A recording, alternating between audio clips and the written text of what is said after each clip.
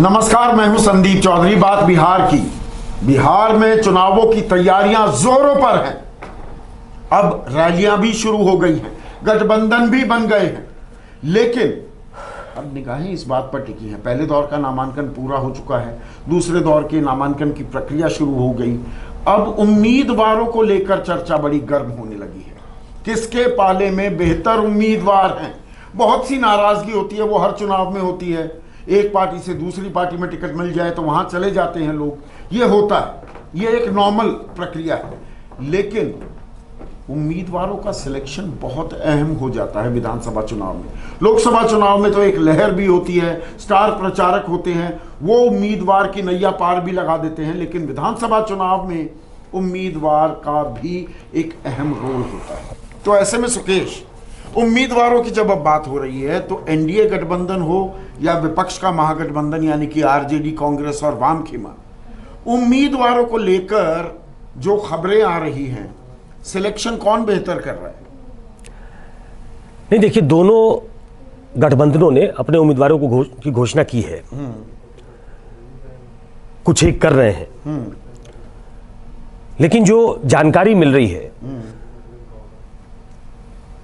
पहले तेजस्वी की बात करते हैं। आरजेडी सबसे ज्यादा सीटों पर चुनाव लड़ रही है वो, और 2019 में उसने देखा कि जिस तरीके से बंदरबाट हुई, उसको बंदरबाट ही कह सकते हैं, कि जिस तरीके से बंदरबाट हुई, ऐसा लगा कि ये आरएलएसपी को दे दो, ये वीआईपी को दे दो, ये हम ले लेंगे। कांग्रेस ने भी अपना लायन शेयर उसमें ले लिया। एक लैक ऑफ कोऑर्डिनेशन देखने को मिला। एक ऐसा गठबंधन जिसे ये लग रहा था कि कागज पे ये जो गठबंधन बना है ये बड़ा मारक गठबंधन है, वो नहीं हुआ। इस बार आरजेडी ने तय किया कि वो ज्यादा सीटों पे चुनाव लड़ेगी। और मुझे जो जानकारी मिली कि तेजस्वी जिस तरीके से सिलेक्शन कर रहे हैं कैंडिडेट्स का, उन पे बहुत आरोप लगते रहे हैं कि दरअसल कुछ उनके भाई के उम्मीदवार होंगे, कुछ उनकी बहन के उम्मीदवार होंगे, कुछ लालू यादव के ज़माने के उम्मीदवार हैं पुराने, वो भी अपना दावा ठोकते हैं। तेजस्वी चूंकि नेता है तो तेजस्वी तो उम्मीदवारी तय करेंगे ही, लेकिन जिस तरीके से उन्होंने एक मॉडर्न अप्रोच अपनाया है, ये मुझे जानकारी मिली। मॉडर्न कैसे? आजकल जो पहले हॉर्सेस माउथ अब सुनते थे, बड़े नेता ने किसी का नाम रेकमेंड कर दिया, संदीप चौधरी फलाने जगह से अच्छा उम्मीदवार हो सकता है, एक आध दो जगह से पूछ लिया, कोई साइंटिफिक अप्रोच नहीं था। आजकल हर पार्टी सर्वे कराती है, हर पार्टी ग्राउंड से फीडबैक लेती है। इस कोरोना काल में भी मुझे बताया गया कि 3 सर्वे उन्होंने कराए हैं, सारी पार्टियों ने कराए होंगे, लेकिन तेजस्वी के लिए, आरजेडी के लिए ये एक नई चीज है। मुझे ये जानकारी मिली कि जब वो बात कर रहे हैं उम्मीदवारों से, जो टिकट सीकर्स हैं उनसे, तो फर्ज करिए मुजफ्फरपुर का कोई कैंडिडेट उनके पास आया, तो पास के कंप्यूटर पे उनकी एक टीम बैठी है जिसके सबके सामने कंप्यूटर्स लगा है और सारे डेटा उनके पास हैं, तो वो निकाल के उसके बाद वो बात करते हैं कि आप उस खांचे में कहां फिट बैठते हो कि नहीं बैठते हो। तो ना सिर्फ कास्ट कॉम्पोजिशन देखा जा रहा है, अपितु ये भी देखा जा रहा है कि आप ग्राउंड पे कितने दिनों से हो, आप आरजेडी में कितने दिनों से हो, आप नए हो तो आपका अप्रोच क्या रहा है। आप अगर दूसरे दल से भी आए हो, फर्ज करिए, एक सीट का एग्जांपल देता हूं, बहादुरपुर से, बिहार की जनता शायद समझे कि बहादुरपुर एक जगह है, कॉन्स्टिट्यूएंसी है, जहां पे उनके सबसे करीबी लालू यादव के भोला यादव चुनाव लड़े थे, वो चुनाव जीत गए थे। इस बार जेडीयू से अमरनाथ गामी, जो दरभंगा से चुनाव लड़ते थे, उनको बहादुरपुर से उम्मीदवार बनाया गया है, सीटें एक्सचेंज कर दी गई हैं। मुझे बताया गया कि ये जो फीडबैक आया है, तो जेडीयू के कैंडिडेट को तो लिया गया, लेकिन लिया गया बहादुरपुर के लिए कि वहां वो फिट बैठ सकते हैं। कुछ लोग ये कहेंगे कि शायद एक सेफर सीट की तलाश थी भोला यादव को, इसलिए वो दरभंगा चले आए और अमरनाथ गामी को वहां भेज दिया गया। लेकिन सूत्र ये बताते हैं कि ऐसी एक सीट नहीं है, ऐसी बहुत सारी सीटें हैं जहां पे तेजस्वी ने अपने माइंड का एप्लीकेशन किया है।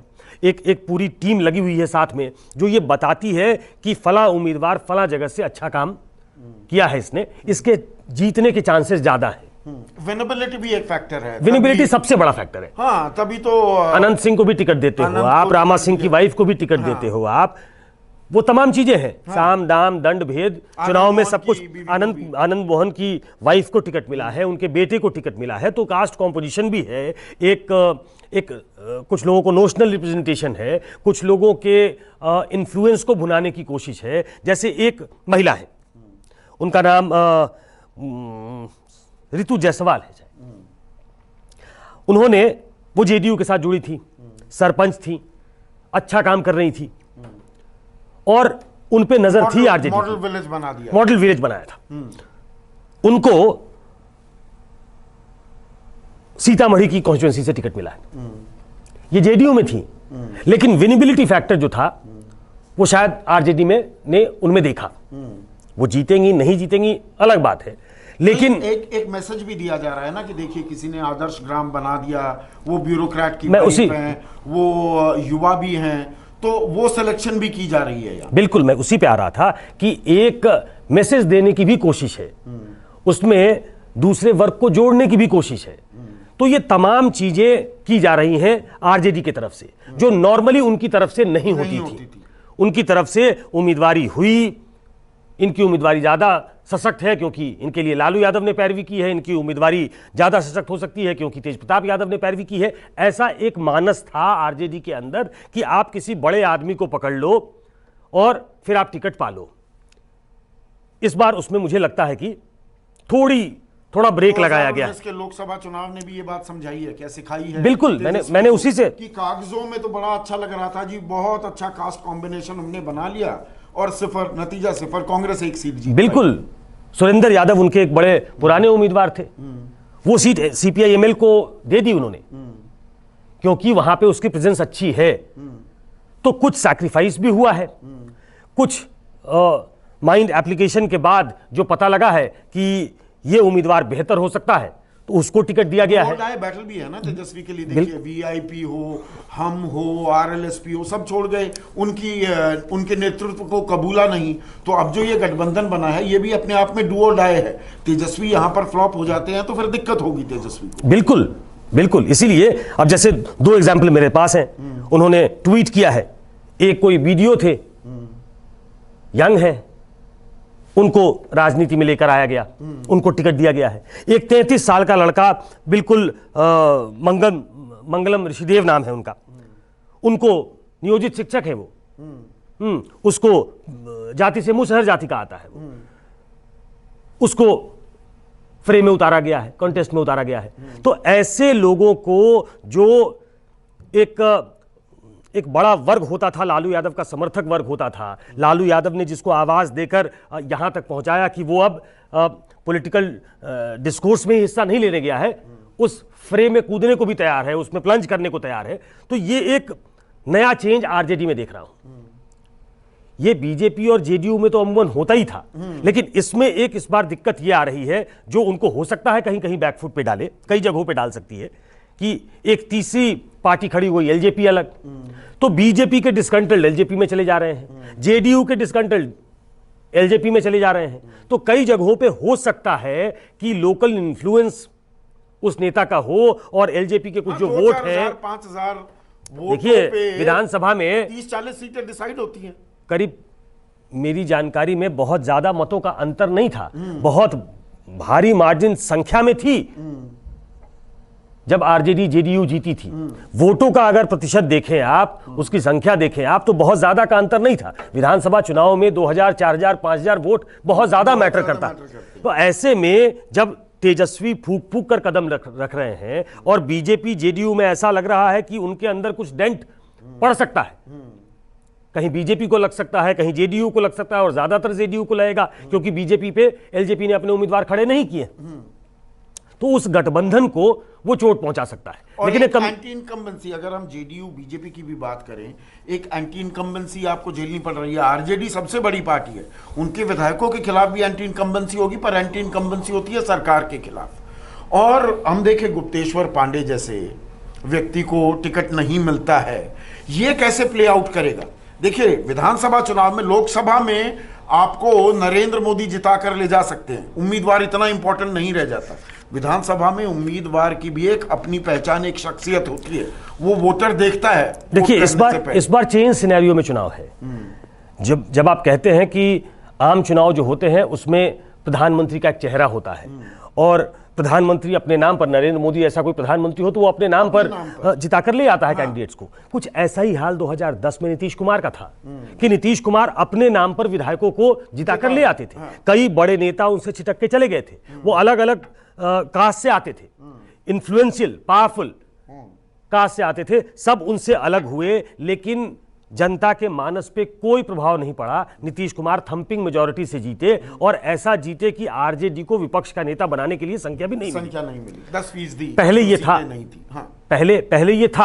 हाँ। लेकिन आपने जो कहा, चूंकि 15 साल हो चुके हैं और मैं बार बार कहता हूं कि एक इनर्शिया क्रीप इन कर गई है थर्ड टर्म में और नीतीश कुमार को वो परेशान कर सकती है। और ऐसे में जबकि एक नई पार्टी आ गई, नई मतलब अलग से लड़ने वाली पार्टी मैदान में उतर गई, एलजेपी वो भी है, कुछ अलग अलग जगह पे एक गठबंधन बनाकर, जैसे उपेंद्र कुशवाहा हैं, ओवैसी हैं, देवेंद्र यादव की पार्टी है, बीएसपी है, वो सब मिलकर चुनाव लड़ रहे हैं। तो कहीं कहीं लोकल इन्फ्लुएंस ऐसा हो सकता है कि वो डेंट पहुंचा दें। लेकिन इसमें एक कमजोर कड़ी आरजेडी के साथ भी है, जो मुझे समझ में आया, जो जानकारी मिल रही है। थोड़ी एनालिटिकल बात हो रही है लेकिन बिहार के लोग शायद उसको समझेंगे। कांग्रेस ने 70 सीटें ले ली हैं। अब कांग्रेस में वो अप्रोच देखने को अभी तक मुझे नहीं मिल रहा। कई ऐसी सीटें हैं, फुलपरास की सीटें जैसे, अब वो एक वृद्ध 80 साल के आदमी को, कृपानाथ पाठक पुराने नेता है कांग्रेस को, उनको दे दी गई है। अब कांग्रेस के नेता ही मगजमारी में लगे हैं कि इस सीट पे कोई ब्राह्मण उम्मीदवार आखिरी बार कब जीता था किसी को याद नहीं है। अब चूंकि उनको एडजस्ट करना था इसलिए सीट उनको दे दी गई। अब लास्ट मिनट पे फिर से वो स्क्रीनिंग में चली गई है कि नहीं, ये सब लगता है गलती हो गई। कांग्रेस के साथ भी ना लगता है प्रॉब्लम ऑफ प्लेंटी हो गई है। प्रॉब्लम ऑफ प्लेंटी उम्मीदवारों के लिहाज से नहीं, प्रॉब्लम ऑफ प्लेंटी सीट के लिहाज से। आप कह रहे इतनी मिल गई, उम्मीदवार है नहीं। एक दूसरा एग्जाम्पल ले लीजिए। एक सीट है जाले। अब जाले में एक उनके उम्मीदवार हैं जो पहले विधायक रह चुके हैं, ऋषि मिश्रा, वो टिकट मांग रहे हैं। लेकिन कुछ लोगों ने वहां यह कह के कि मुसलमान बहुत ज्यादा हैं इसलिए वहां उम्मीदवारी ठोक दी है। तो वो ऐसी सीट जिस पे उनके पिताजी भी रहे, वो भी रहे, एलएन मिश्रा के खानदान से आते हैं, वो पुराने कांग्रेसी थे, लेकिन वो उन सीटों पे चर्चा होने लग गई कि ये सीट बदल देनी चाहिए। जबकि आरजेडी का कहना है कि अगर कोई मुस्लिम लड़ाना था तो ये सीट हमें लेनी थी। हमने तो ये सीट एक ऐसे वर्ग के नेता के लिए छोड़ी जो हमें कुछ एक्स्ट्रा वोट दिलवा सकता है। तो यहाँ पर देखिए उम्मीदवारों का सिलेक्शन भी एक अहम रोल अदा करने वाला है। लेकिन अभी मुद्दे भी बनेंगे, अभी चुनावी ताल भी ठोकी जाएगी, अभी हवा बनेगी, अभी हवा बननी बाकी है। लेकिन इसीलिए आज हमने नहीं, उसमें लीड लेना शुरू कर दिया। हाँ। एक जानकारी और दे दूं। हाँ। आज कहा जा रहा है नीतीश कुमार की वर्चुअल रैली शुरू हो जाएगी। कल जेपी नड्डा रैली कर चुके हैं। तो ऐसे में क्या कांग्रेस और आरजेडी चूंकि सारी सीट्स फाइनल नहीं कर पाई है, इसलिए क्या वो लैग बिहाइंड कर रही है? क्या वो टेक ऑफ करने में टाइम लगा रही है क्या? और ये क्रूशियल पीरियड है जो इनिशियल लीड ले लेता है। हाँ, well begun is half done कहते हैं। हाँ, तो कैचअप गेम में लगना पड़ता है आपको। तो ये एक दिक्कत है और उसमें एक ज्यादा प्रॉब्लम मुझे लगता है खड़ी कर रही है कांग्रेस। तो अभी हम लगातार आपको हर जो भी पॉलिटिकल डेवलपमेंट होगी उसकी जानकारी भी देते रहेंगे, विश्लेषण भी करते रहेंगे। अभी के लिए बस इतना ही। नमस्कार, मैं हूं संदीप चौधरी। अगर आपको ये वीडियो पसंद आया हो तो इसे लाइक और शेयर जरूर करें और हाँ, हमें सब्सक्राइब और फॉलो करना ना भूलें ताकि आप देश और दुनिया की कोई खबर मिस ना करें। तो जुड़िए हमारे साथ और देखते रहिए News 24।